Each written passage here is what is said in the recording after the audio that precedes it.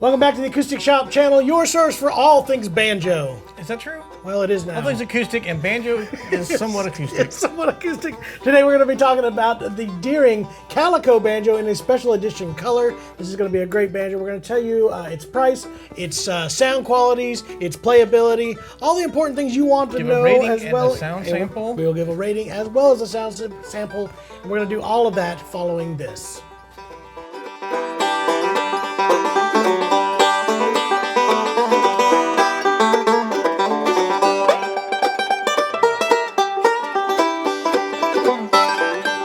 Hey guys, welcome back to the channel. You might notice something different right now. John has traded in the 6-string for a 5. He's decided there's 6 was too many strings. That's right, He's too got many to cut back strings. on. How do we both go to the same place? It's just an awful joke. All right. Dad jokes, I guess. guess. But yeah, John's got a very cool banjo. If you guys haven't got a chance yet, please like and subscribe to the channel. We do a lot of these reviews, and we're going to be doing more banjo stuff. You're definitely going to want to see that because John is struggling big time, and I shouldn't speak because I can't do it. Yeah, it is. But if you guys would like to hear a full performance of that, we did that full song, and there's a description down below. And we will have sound samples at the end of the video, so please don't complain about the talking, because that's what we're here for, John. We talk, and then we talk some more. That's what we do, Jer. And I get home, and my wife says, "Why don't you ever talk?" And I was like, "I got it all done today." Can we talk about that? We don't have time in this video to talk about this thing. There's going to be so many videos talking about Jeremy and his mustache. It's going to be awesome. Anyway, we are here to talk. Center of tension. We're here to talk about the Deering Calico banjo. This is a instrument that for the Deering company has become like a staple. At one point, this was, I think, their like pinnacle standard maple banjo. I think they had the maple blossom, but the Calico has been one of theirs. And now they've changed it up with a couple of add-ons, and this big one is the color. This is the oxblood color, making it special edition. Really using real oxblood? They did not use real. It's just they had to get one of those shocking descriptive colors, like you go into the paint store. And my kids have to take home all those sheets of paint samples. Is that what they have to do? And they all have these crazy. Tuscan you can't just say green. Yeah. Knight of Green. What is the Tuscan Knight of Green? I don't know, but I want to paint my house in it. Anyway, the oxblood. It's a beautiful color. A nice transparent red. Yeah, normally the Calico comes in like this blonde honey color. Like the cat. Calico cat. All right, it's an orangish blonde color, and they've changed it with a couple of different color options. The most popular is this oxblood. I've seen this banjo forever. I remember when I first saw Deering banjos back in the late 80s, early 90s. This was probably the banjo to have. Especially in the bluegrass world, yeah. I think. I think there's a couple levels above this, but this was like the Deering banjo, workhorse banjo. So yeah, really, really cool. Great to have Greg part of our shop here at the shop. We're doing a whole bunch of Deering banjos because this is pretty much the main line nowadays for banjos. If you were to have one major instrument manufacturer that only builds banjos, I think the biggest one and by far the best would be Deering banjos. Yeah, and especially American-made. They're like the last real big American-made banjo out there. They've tooled up to be able to kind of cover a lot of different price ranges and different desires and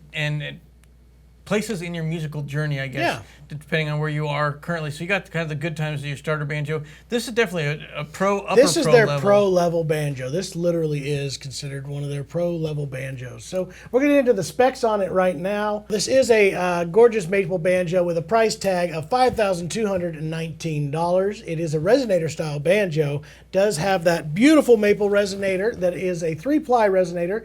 2 of those plies are poplar with that final veneer being maple. Poplar is like the most popular. Yeah. Thank you. It's a 3-ply violin grade maple rim, quarter sawn, AA curly maple for the neck. It is beautiful, has a really nice flame to it. White binding as well as a AAA grade ebony fretboard. The flange on this is the one-piece cast zinc flange that has the Deering holes in here that have been around for quite a long time. It is a 20-hole 06 tone ring. This is the Bell Bronze tone ring. This is probably their main line tone ring that is in most of their banjos. And of course, with this one, it is nickel-plated. The big change on this one is going to be that oxblood finish. The tailpiece is the Deering True Tone tailpiece. Very similar to the Presto tailpiece without that cover flap, so you won't hear any rattle or any of that going on there. It does have the Deering planetary tuners. It is a high gloss finish that looks absolutely beautiful as long as on that neck finish is the same.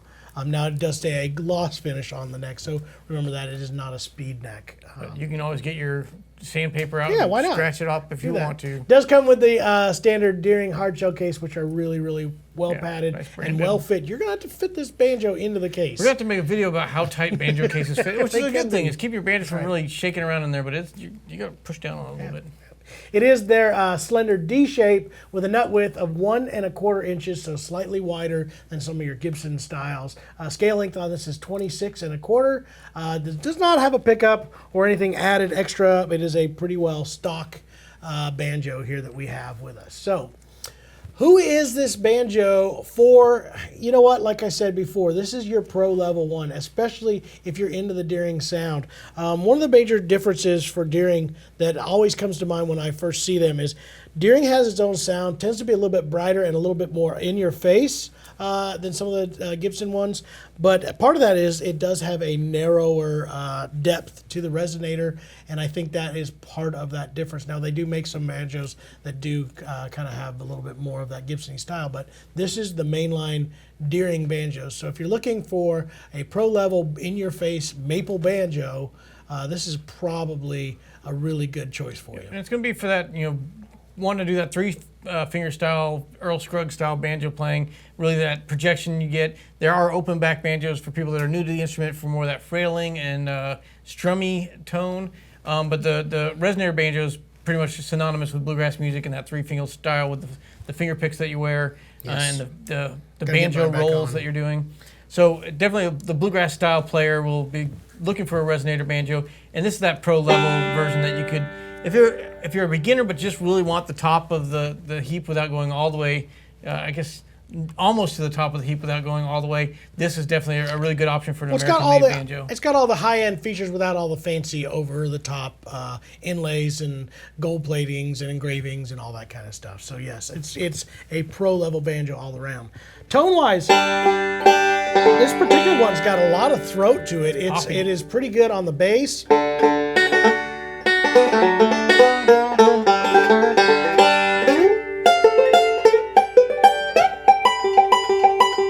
I just love that real poppiness up the neck. It just got this real punch to it. It sure does. It really does have a lot of good bell-like tones all the way through. Very easy to play. That shape of the neck, even though it is wider with that depth, it sounds great and plays great. So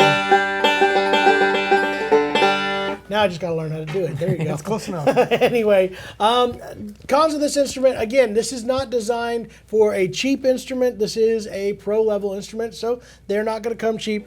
If you are more looking for that vintage Gibson-y sound, not quite there, although it does definitely lean on that. And I think this is that Deering sound, which is great to have. That, I think. There's a lot of people, not everybody is looking for a pre-war Gibson sound. It's a great sound. It's the same as in Martins.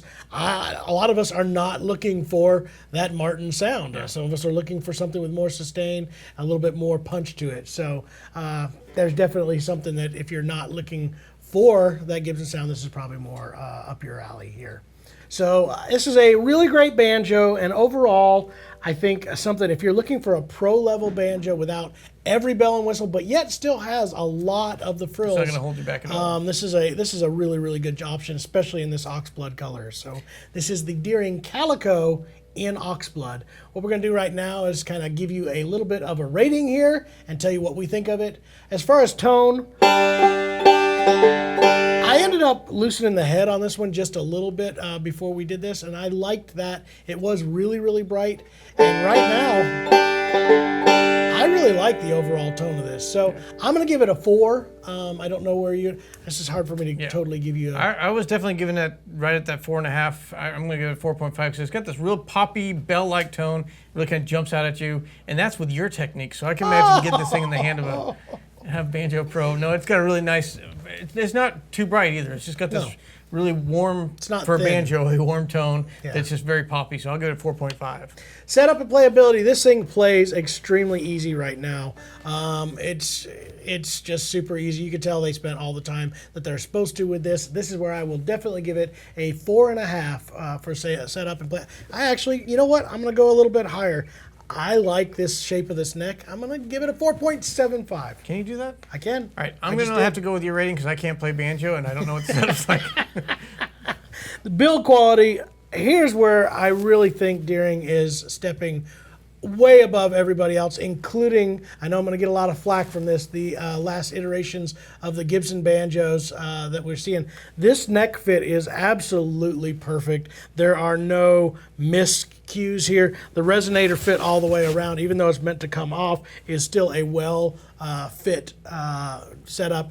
It is a really, really great. I'm going to give it a 5 as far as build quality. I would agree with you on that.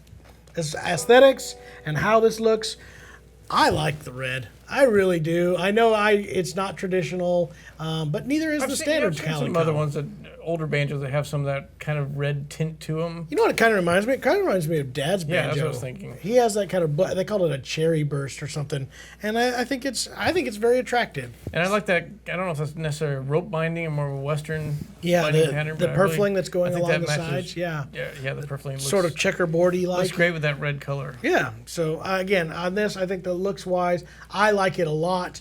I'm going to give it a 4.5. I would agree. I'm leaning more towards that nickel finish these days than the gold that was very popular in banjos for a while. I think it looks really attractive with this red. There you go. All right.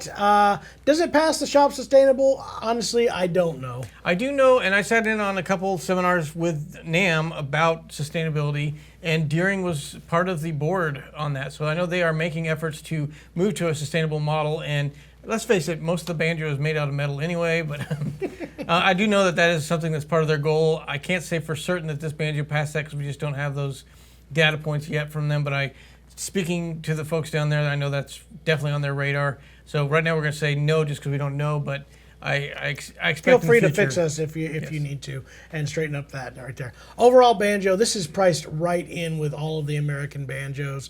I know that banjos are not super cheap by any means, but there's a lot of parts in these, and they're getting more and more expensive, A lot of research and especially development as nowadays. well. And of course and they do a really, really good job. So I think this is market appropriate all the way, especially with the build quality that is going on. So the overall value on this, again, is a 4.5 for me. I would agree with you there. I think if Gibson comes back out and starts making banjos, it will probably be at a price point higher than this, I would assume. So this is definitely, for an American-made banjo, I don't think you're going to get much more out of that in this price range. Absolutely. So what we're going to do right now is try to give you a little bit of a tone sample as best as I can, and then we will be back with our closing thoughts.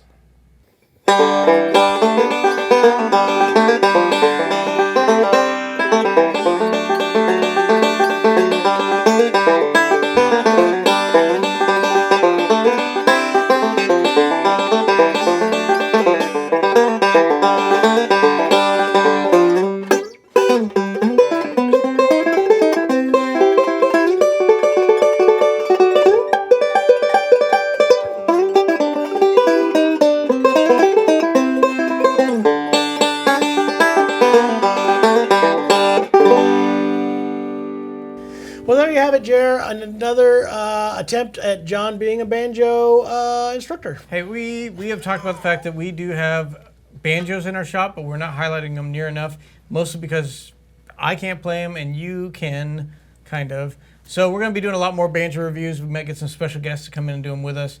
But I think, great banjo, a great one to kind of kick off this new segment of the channel. If you like that one, we did get a chance to go to the Deering workshop and talk extensively with Jamie Deering and with Greg Deering. Got to know those guys pretty well out there. We got a version that we did a kind of a clip version of that for the Good Time banjos. Correct. And so the new stuff they're doing there. So if you like that, check that out. That'd be a very good option for people not looking for that high-end pro model, but just a really well-built Just instrument click as well. the link. You'll enjoy it, even if you're not looking for that. It's still nice. So check that out. Anyway, till next time, keep on checking out the channel, and we will see you for the very next episode here at the Acoustic Shop.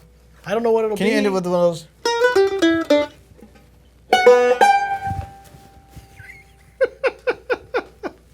Blanc blanc.